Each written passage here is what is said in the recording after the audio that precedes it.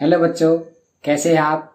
आशा करता हूं लॉकडाउन के दौरान आप अच्छे से पढ़ाई कर रहे होंगे और वीडियोस देखकर अपनी वर्कशीट पूरी कर रहे होंगे। आज मैं आपको गुणनखंड निकालना सिखाऊंगा। इससे पहले भी पिछली कक्षा में मैंने आपको गुणनखंड निकालना सिखाया था। अगर आपने वो वीडियो नहीं देखा है तो ऊपर आप आई बटन में जाके क्लिक करके वो वीडियो देख सकते हैं। आज मैं आपको वृक्ष विधि के बारे में जानकारी दे रहा हूँ। आने वाले वीडियोज में मैं आपको भाग विधि द्वारा भी गुणनखंड निकालना सिखाऊंगा। तो चलिए देखते हैं। यहाँ आपको एक मल्टीप्लिकेशन चार्ट दिया गया है।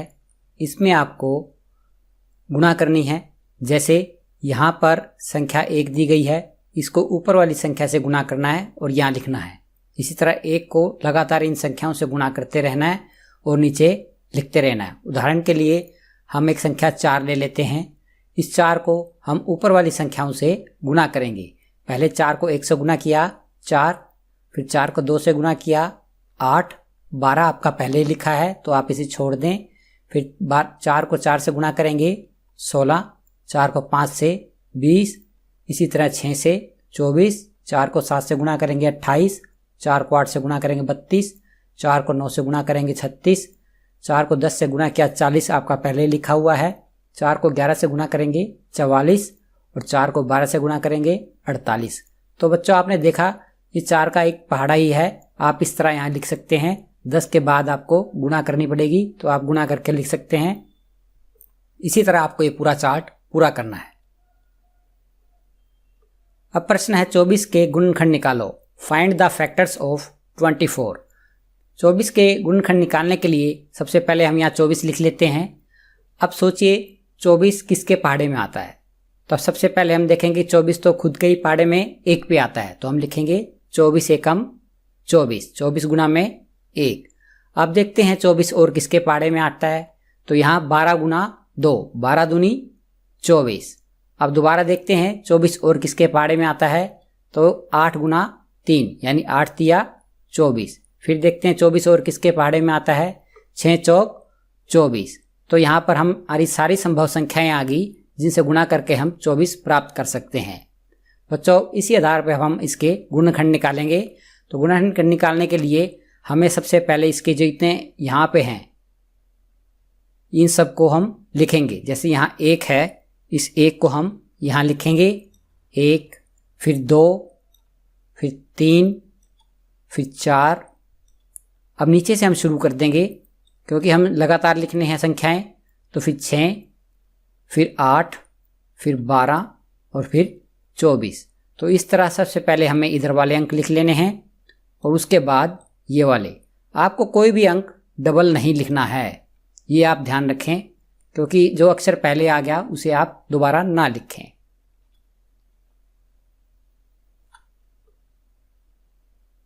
अब 24 का हमें गुणनखंड पेड़ बनाना है, यानी कि वृक्ष बनाना है। Make factor tree of 24। तो आइए देखते हैं। इसका फैक्टर ट्री बनाने के लिए सबसे पहले हम 24 लिखेंगे। यहाँ एक सर्कल में हमने 24 लिख लिया। इसके बाद वही विधि 24 किसके गुणा करके आता है। तो हम यहाँ लिखेंगे 12 गुना 2, यानी गुणा का निशान हटा देंगे और सर्कल में 12 और 2 लिख देंगे। अब 2 के और ज़्यादा टुकड़े नहीं हो सकते, 2 एकम 2 भी हो सकता है, तो यहाँ हम वो नहीं लिख रहे हैं। अब हम 12 के ही टुकड़े करेंगे। 12 के टुकड़े कितने होंगे। 6 गुना 2। आप 4 गुना 3 भी कर सकते हैं। अब देखिए 2 के हमने जैसे यहाँ छोड़ दिए थे, यहाँ भी छोड़ देते हैं हम। अब 6 के हम आगे गुणा करेंगे। 6 को किससे प्राप्त होता है गुणा करने से। 2 गुना 3, तो यहाँ लिख देंगे। अब ये इससे और छोटा नहीं हो पाएगा तो इसको यहीं हम छोड़ देते हैं। अब एक तरीका और देखते हैं जिस तरीका आप डिफरेंट तरह से इसका गुणनखंड पेड़ बना सकते हैं। तो हम दोबारा 24 यहाँ लिख लेते हैं और अब देखते हैं किस तरह गुणा करने के बाद 24 आएगा। तो 6 गुना 4, तो 6 चौक 24। अब हम 6 को भी तोड़ सकते हैं और 4 को भी तोड़ सकते हैं। तो 4 को हम लिख सकते हैं 2 गुना 2। अब 6 को लिख सकते हैं 2 गुना 3। इस तरह ये अब अपने सबसे कम अंक पे आ गए और आगे तोड़ेंगे तो 2 गुना 1 या 3 गुना 1 ही होगा, वो हम यहाँ नहीं लिख रहे। तो इस तरह हमने इसका गुणनखंड पेड़ बना दिया। अब बच्चों यहाँ पर हमने कुछ 24 के और 60 के गुणनखंड पहले यहाँ पे लिख ली हैं। जिस तरह हमने 24 के निकाले हैं उसी तरह आप 60 के भी निकाल के रख सकते हैं। अब हमें करना क्या है, यहाँ पर लाल जो सर्कल है, लाल घेरे में हमने 24 के गुणनखंड लिखने हैं और 60 वाले हमने हरे सर्कल में लिखने हैं।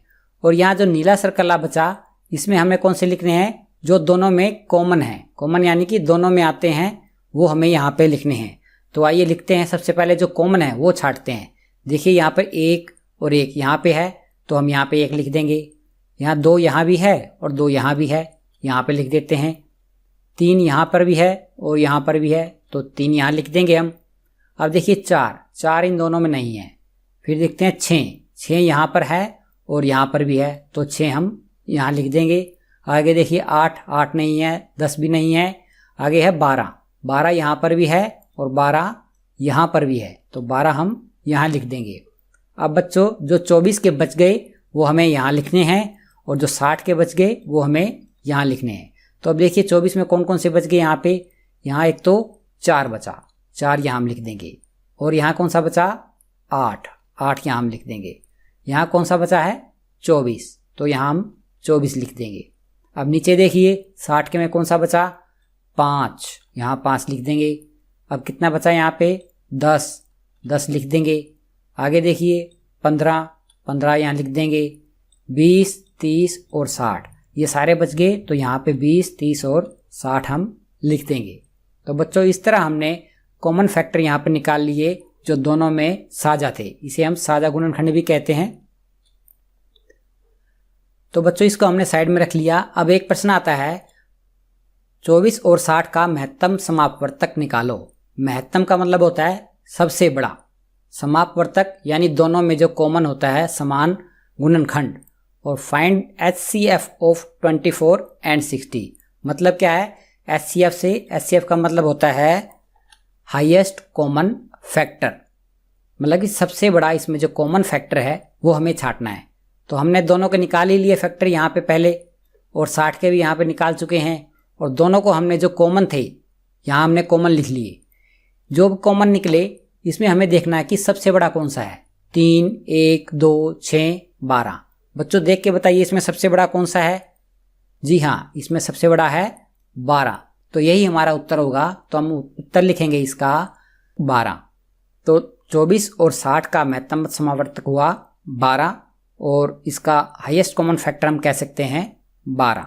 बच्चों अगले चैप्टर में आपको हम भाग विधि द्वारा महत्तम समापवर्तक निकालना सिखाएंगे। बच्चों साथ के साथ मैं आपको एक संदेश और देना चाहता हूं कि अगर आपके आस पड़ोस में किसी बच्चे ने विद्यालय में दाखिला नहीं लिया है या कोई बच्चा दाखिला लेना चाहता है या उसकी उम्र विद्यालय में जाने लायक हो गई है, तो आप 3 से लेके 14 वर्ष तक के किसी बच्चे का दाखिला हमारे प्राइमरी स्कूल में करवा सकते हैं।